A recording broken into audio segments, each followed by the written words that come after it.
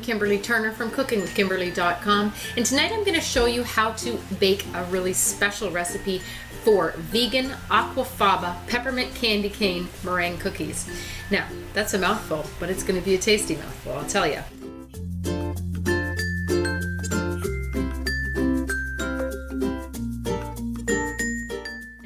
Heard of Aquafaba before, it's actually something you usually throw out. It is the liquid that comes with a can of chickpeas. That's what it looks like. It's kind of thick, and this stuff is aquafabulous. I'll tell you what, this can be whipped into whipped topping for desserts. It can also be made into meringue. There are a million uses for this stuff, and usually we just throw it away. So I'm going to show you how to do this. Now, these are dairy-free, they're vegan, they're gluten-free. They are everything you'd want them to be in a fantastic holiday treat. It does have sugar in it, however. Now you can do variations of this. You could use, I'm using icing sugar tonight to help sweeten it up, but you could use an extra fine sugar. You could even use like a brown sugar if you really wanted to. Also, I have some ting-a-ling. If you've never heard of ting-a-ling, it's just crushed up candy cane. That's actually the industry word for it. And I'm using candy canes that are red, green, and white. So I've smashed that up. Now you have an option here as well. You could add that to your Aquafaba mixture in the meringue, or you can sprinkle them on top. And I think I'm going to do the sprinkling on top. So we'll see. I want it to be able to fit through a piping bag. That's what I'm going to use. So either you need a piping bag, a pastry piping bag, or you could use a Ziploc and just cut the tip off, or somehow get one of these tips inside that corner of the Ziploc, and you could use it that way. I'm also going to be using some extracts tonight. I'm using a vanilla extract, and I'm also using a peppermint. But you could, again, you could make these any flavor you want. If you wanted to make cinnamon ones, you could make cinnamon ones. Whatever, it's all up to you. So let me show you how we're going to do this. You're going to start with a mixer. You could use a standing mixer or a hand mixer. Tonight I'm using a hand mixer.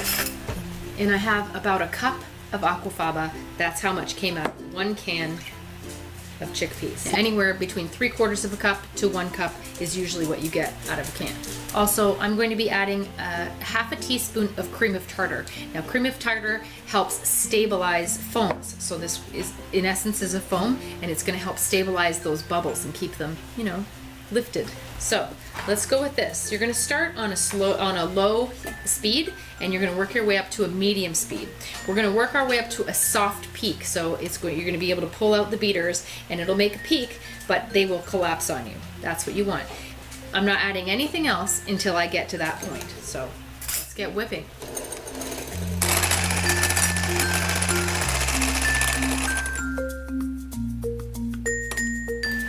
Okay, I'm at a soft peak, and you'll see how much this is actually whipped up. It looks just like whipped cream, in fact.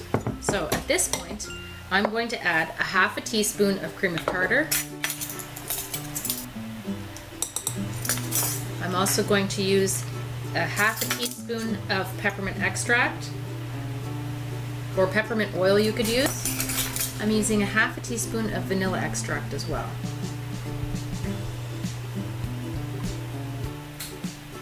Up to 1 teaspoon. I just used a teaspoon, in fact. Now, if you wanted to add some food coloring to it now and have them all green, feel free, but I'm going to do kind of a fancy pattern. So let's whip this up with the icing sugar being added slowly but surely as well. You want it to come to a nice firm peak. It's going to be glossy, and it's going to be nice and thick.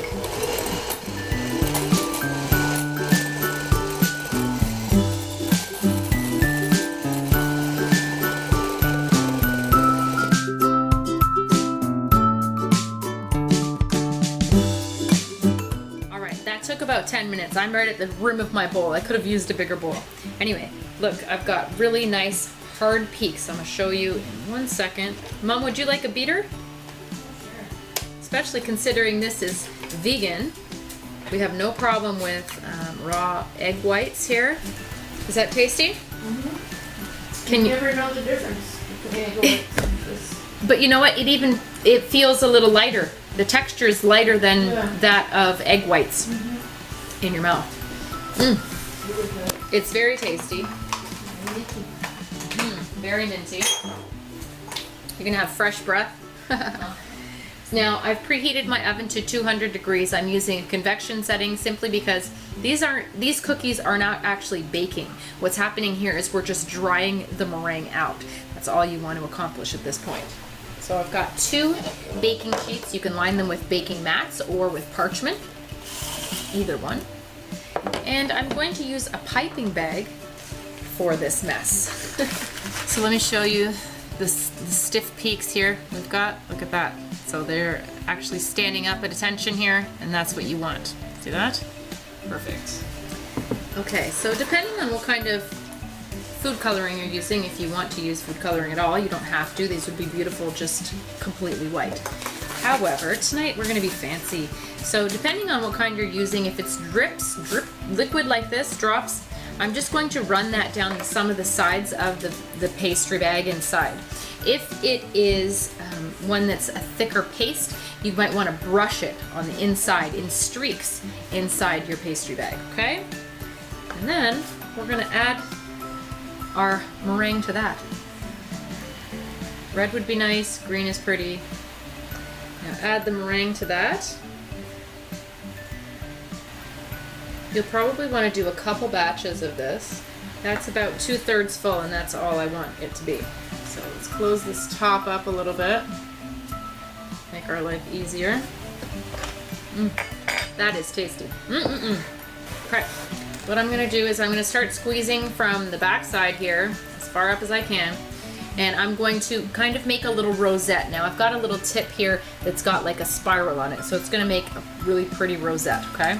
All right, so you're going to push a rosette down, make it as big as you like, and then pull up on it. And just continue that. Just try and keep them of a uniform size. I'm doing mine kind of smaller. And as you move down with the meringue, just keep squeezing further down the bag. And as you run out of meringue, just keep adding more to the bag. These look awesome. Depending on how big you make them, they could take anywhere from 1.5 hours to 2 hours to dry all the way. What you're looking for is a crispy outside and a marshmallowy sort of texture inside. So let me just show you the first little bit of them. There they are. If you can see that pretty color. It's hard to see there. There you go. Look at that gorgeous color, and you kind of have streaks. Beautiful. If you wanted to add red to this mixture, you totally could. With the green, it would be beautiful. So I'm just going to refill, and I'm going to do the same thing, adding a little bit of food coloring along the sides as I go. You can make them as large or as small as you like. Alright, so I have 2 trays ready. You gotta be fast. You don't want them to start collapsing. So I'm going to decorate one of the sheets with the candy cane sprinkles. Alright, into the oven goes the one. And I'm going to continue decorating this tray and get it right in. Here they go with the sprinkles on in the oven. Now I still have a bunch more left over. I can't fit 3 trays in, but essentially 3 trays would be ideal. So if you could get 3 trays in there, then you're golden. But if you need to re-whip that quickly before you re-pipe that, when you're ready in 2 more hours, 1.5 hours, 2 hours, so those are done, then that's what you do. But keep this cold in the meantime. Also, if your oven runs really hot, what I would suggest to do is just leave it ajar. You could even put a wooden spoon and keep it ajar, or just, some of them have a hinge that keep it just a little bit open. Again, you don't want these to bake, you don't want them to melt, you don't want them to collapse, you just want them to dry, okay? So we'll see you in a little while. These look amazing. Look at those. Yummy. Now, I'm gonna let these cool on the cookie sheet just for a couple minutes before I remove them and put them on a cooling rack. And here's these ones. They look really cool. I like the crushed candy cane on there, if you can see them. Now these guys spread out a little more, and I think it's because I didn't clean the silicone mat with vinegar first. Make sure that it's super clean and there's no residue of oil or grease, and I think that's why they spread out a little more than those ones. That's just what happens. So you could use parchment and that wouldn't happen, but if you do use a silicone mat, make sure you really either clean it with lemon juice or vinegar before you get started. So, but that's okay. So these guys are like little meringue wafers with candy cane all in them. They're delicious. These look fantastic. Oh, and they're all the way dried out nicely. I let them stay in there for an hour and a half. Okay, these guys are smaller though, so if you have a little bit bigger ones, you may have to go a little bit longer than that. They are light and airy. They're even airier than regular meringues made with egg. These are like delicate little angel clouds of peppermint. Mom snuck one. She said they melt in your mouth. They look so beautiful. They're just sweet nothings. And look at that. You made that from Aquafaba. Can you believe that? I can smell the peppermint coming off of there. It makes you feel minty just standing here. These would be lovely for after dinner. They're not too sweet. I didn't put too much sugar in. They're not all that sweet. Some meringues that you get are like overpoweringly sweet, little meringue cookies. You don't even want to eat them. Here, I can just peel these guys off. There we go. Perfect. Little tiny kisses of mint. These need to be completely cooled before you try and store these. And when you do store them, they need to be stored in a completely dry place, an airtight tin. So if you don't have an airtight tin, I would put plastic wrap and make sure that they're totally encased in that. You don't want any moisture getting in there or they will get soggy. And you want them to stay nice and crisp. They're beautiful. The swirl worked out perfect. So here are some of these beautiful ones with the ting-a-ling in. That's just a fun word to say. Here, that's what they look like. They're beautiful. They're minty looking. They're minty fresh. They've got that gorgeous candy in them. And then these guys, I mean, they're exquisite. Look at these little perfect drops of deliciousness. So that's about half of what I whipped up. And I'm going to continue on. It's late here. I'm going to continue on. You don't need to see me do a whole nother batch of these. But I'm going to do the exact same thing. I'm going to do one batch with the ting-a-ling on and another batch with the just like this, plain.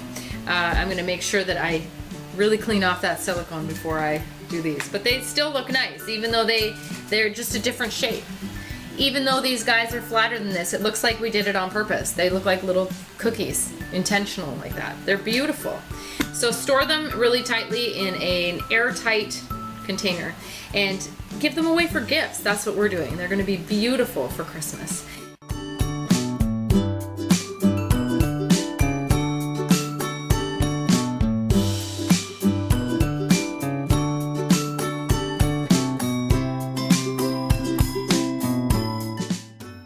Mom, do you want to try one of the ones that that don't have the candy? Here, try one of these. Oh, they're so perfect. The ones with the candy in, they're awesome. What do you think, Mom? Which one's your favorite? These. Without the ting-a-ling. Oh, yeah? Really, eh? Let me try one of those too then. The whole thing is gone. You put it in your mouth and it just disappears in like 2 seconds. When you turn it upside down, I don't know if you can see that, it's like a honeycomb wafer of air and bubbles. Awesome. These are so lightweight. You're right, Mom. They just melt in your mouth. It's like it didn't even happen. But the flavor is amazing. They're definitely lighter and fluffier and airier than egg white meringues. Absolutely. You think so? Oh, yes. I love these. They're fantastic. Huh? Not even close. Not even close. Yeah, and they're easy to make. You know, it just takes a little bit of time. So just have patience. After you add that sugar, and when you're whipping it, it could take a little bit longer than, you know, for example, egg whites or, for example, whipping cream, okay? When you're whipping that up. It's gonna take a little longer to whip that air back in and fluff it up. But once you do, boy, the volume is crazy. From just 1 cup of the Aquafaba, it made a giant bowl of the fluffy meringue. So there you go. Anyway, I hope that you try this out. This is how you make vegan Aquafaba peppermint candy cane meringue cookies. You can do it too, all right? Follow me on Twitter at CookingWithKim, with a capital E, like the fan page at facebook.com/CookingWithKimberly. Check out my instagram.com/webchefofalltrades. You can find my shows online at youtube.com/CookingWithKimberly, and you can find my website at CookingWithKimberly.com. Interact with us, subscribe, let us know what's going on in your culinary world, all right? Be a champion in your kitchen and eat deliciously. Bye.